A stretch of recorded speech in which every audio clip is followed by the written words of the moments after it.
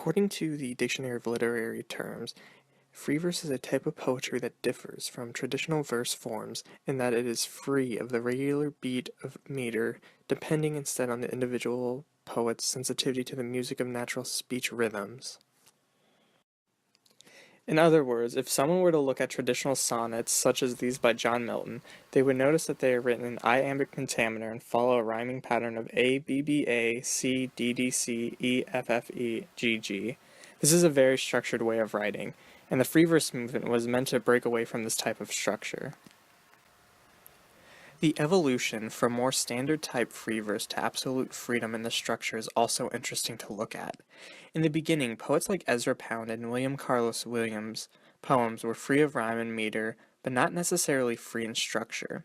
It wasn't until around the 1940s that William Carlos Williams broke out of standard structure and started moving his stanzas across the page.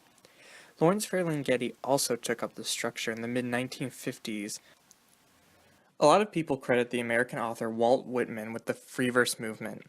Although he was an important part of the free verse movement, the term was a literal translation of vers libre, which is a French term that came about in the 1880s. It was students such as T.S. Eliot and Ezra Pound who were studying French that really got the ball rolling in English literature at the beginning of the 20th century for the free verse movement. So you may be wondering why all of this is important. Well, free verse has almost become the modern standard for poetry. It is not often that you see modern works written in iambic pentameter or having a rhyming pattern.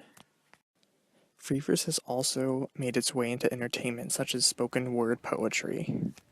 The first time I saw her, everything in my head went quiet.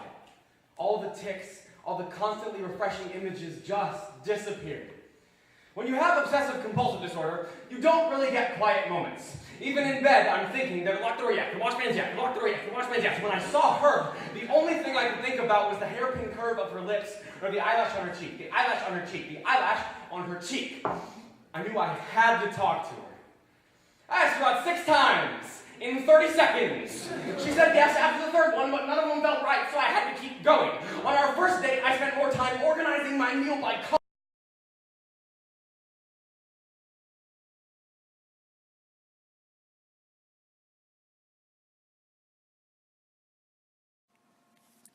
Even contemporary writers like James Franco still use the free verse form. Free verse is still just as important now as it was when it started.